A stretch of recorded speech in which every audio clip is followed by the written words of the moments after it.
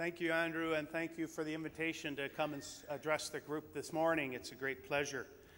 My colleagues on this presentation are Filippo Miliar, who works for the federal government in Canada and Canadian Dairy Network as the National Genetic Evaluation Centre, and Jacques Chenet, who is the Chief Geneticist at CMEX Alliance.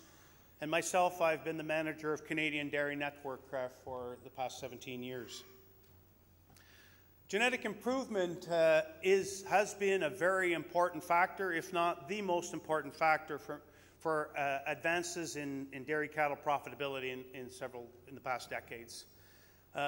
Originally, we started looking at production traits and conformation traits in most countries, particularly those outside of Scandinavia.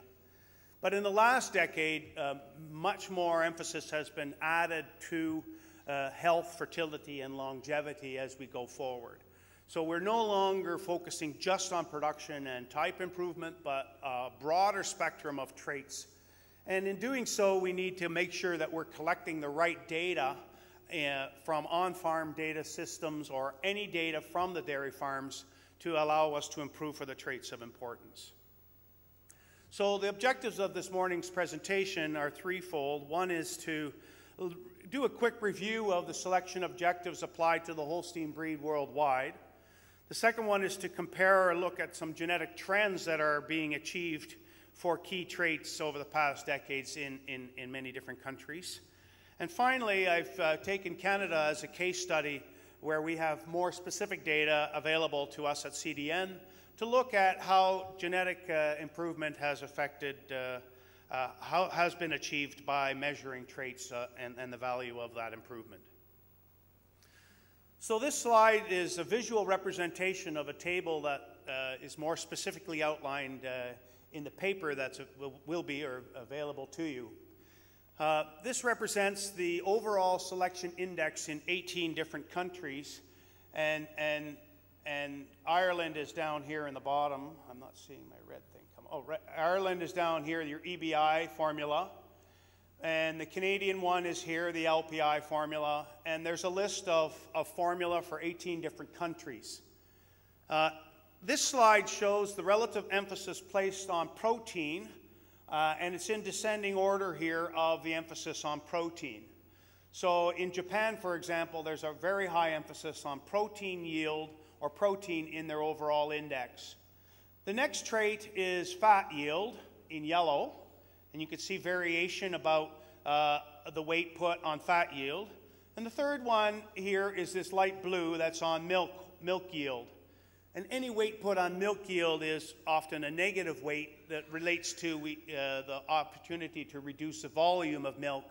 But indirectly, it's the same as putting positive weight on fat percentage and protein percentage. So if you take these first three, the dark red here, the yellow, and this pale blue, you see the overall weight put on production in different countries. And there is a big variation on the emphasis on production compared to non-production traits across country. And part of that is due to the pricing formula for milk and its components to dairy farmers. The next group of traits are type traits, and then type traits here in this dark box over here. And then you have longevity, some form of selection on longevity, and eventually here on fertility or udder health and fertility in this light color. So the weights given to udder health, which includes mastitis resistance and somatic cell, or fertility, and other traits such as management traits also play a role to different degrees in different countries. I see I'm not supposed to talk with my hands like I normally do because I hit the microphone. But the bottom line message of this slide is that there is a huge amount of range across countries for the relative emphasis placed on different traits. Overall production versus other traits, and then even amongst other traits. But most countries around the world have a selection emphasis put on production, have some kind of emphasis on type and or longevity, and then other emphasis based on health, particularly somatic cell in every country, and fertility in some countries, and then other management traits. When you look at this overall, these 18 countries, we've averaged this out to suggest that 48% of these 18 indexes, 48%, the average weight put on production is 48%, on overall type, on type traits is 17, on longevity is 11, on udder health, which is basically somatic cell or mastitis resistance, is on 8, fertility 11, and other disease or management traits is 5%. This slide just is a quick representation of two different extremes.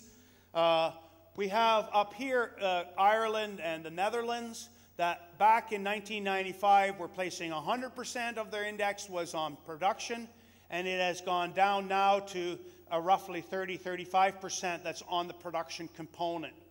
Whereas two other countries on the other end of the spectrum, Canada and the US, have maintained relatively high levels, 70% on production before, but now it's gone down to between 45 and 50% on production. So the change in weight on production traits has also been quite wide over time.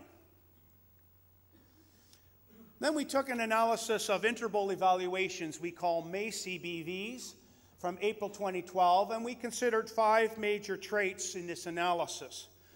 Protein for production, overall udder as an indication of conformation, longevity, somatic cell score, and calving to first service as one indicator trait of female fertility. So we looked at these breeding values on the Canadian scale, just to pick one scale, but we standardized them all to be equivalent and comparable in standard units.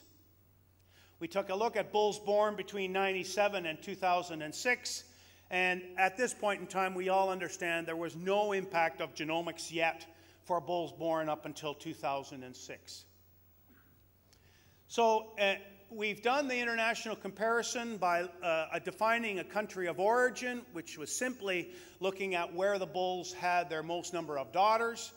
We've taken the major dairying countries, which are those that have at least 200 young bulls tested per year in those years.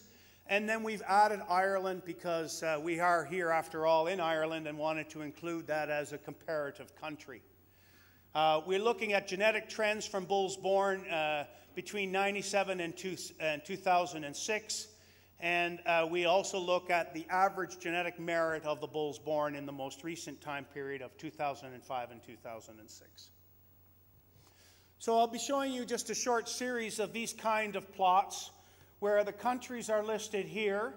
The Irish line is a dark black line. The Canadian line is a red line.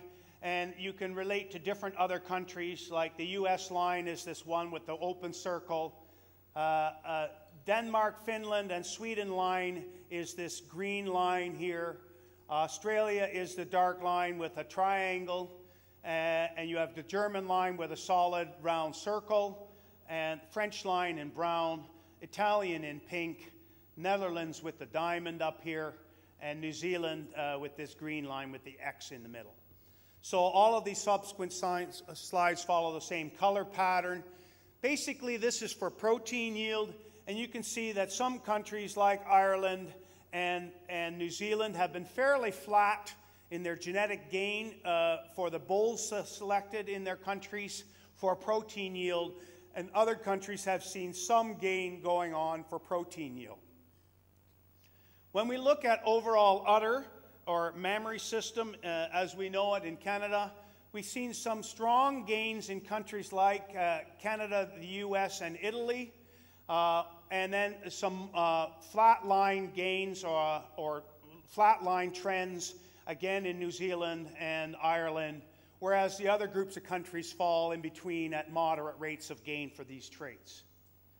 When we look at longevity, we see fairly similar rates of gain in all of these countries, particularly since 2003. You see quite strong emphasis and gains going on in most countries for longevity, whereas earlier on there was not such the same trend. We were kind of plateauing or no relative gain for longevity, but have made improvements in the last decade. For a cell count where the negative trend is desirable on the Canadian scale, again, we're seeing some pretty flat trends in the early parts up until 01. But then in most countries, we've seen some desirable trends lowering the average somatic cell scores in different countries. When we look at calving to first service, again on the Canadian scale, the higher the rating, the better, because it does shorten the interval from calving to first service.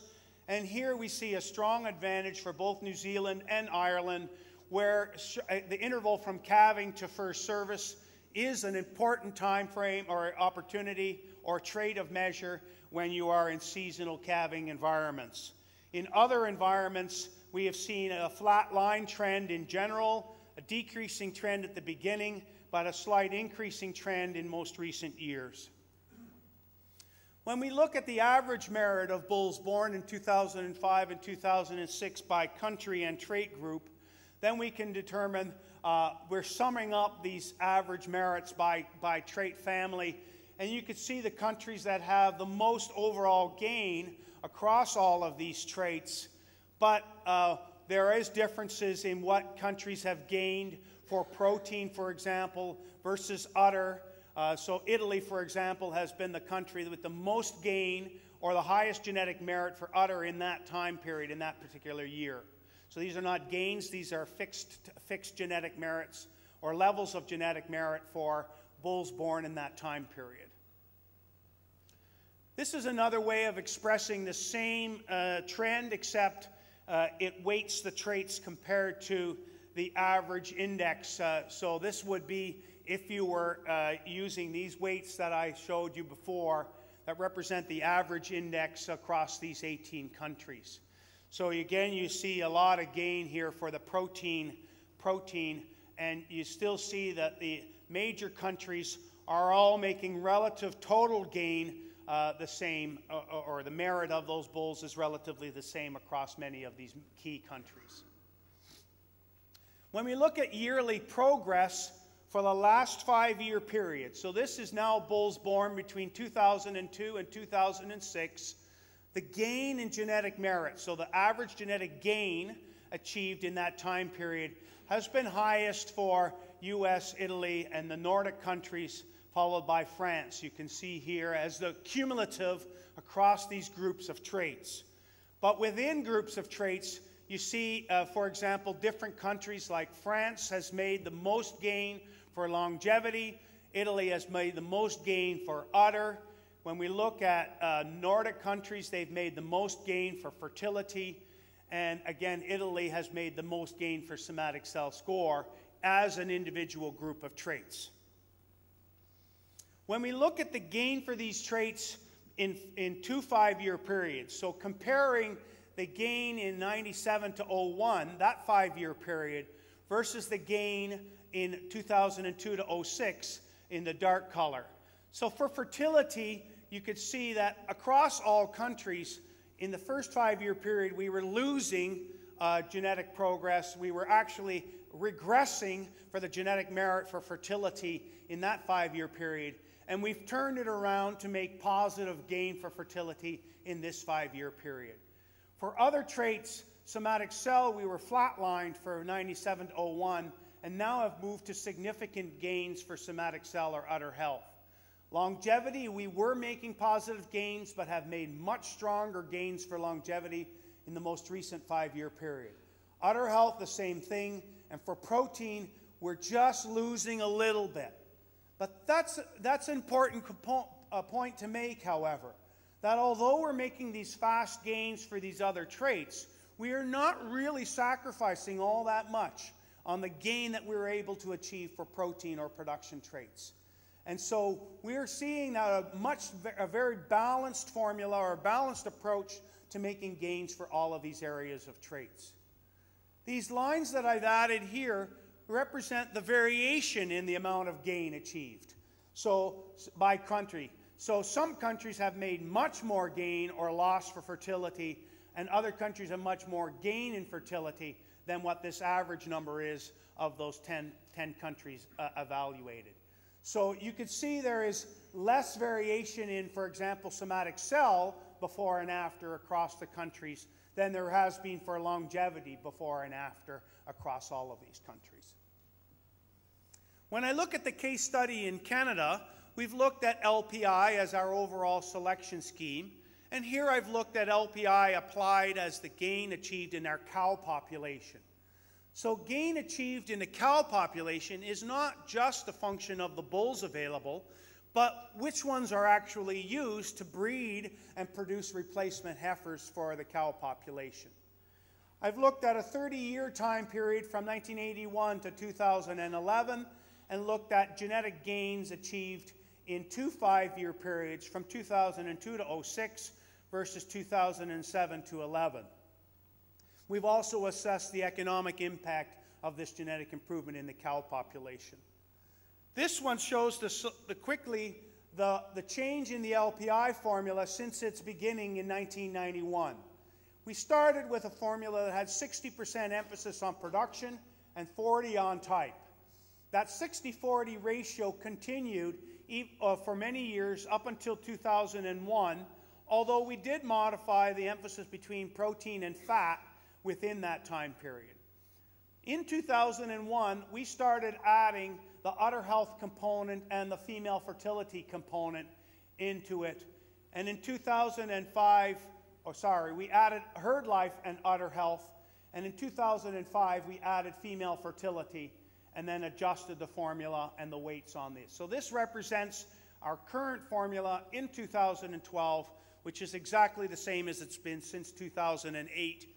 And we are currently reassessing our formula and probably will expect some changes or modifications in 2013 as we also add more traits available in Canada. When we look at genetic gain in the cow or the female population in Canada, when we look at milk yield and fat yield, protein kilos, and mammary system, we see these traits have all had very strong genetic gain. In fact, we've made more gain, a rate of gain for mammary system and conformation has even been stronger than the rate of gain for the yield traits. But very strong rates of gain still going on for these traits, even though we have added on selection intensity for non-production, non-type traits. This slide is perhaps one of the most interesting slides in the presentation.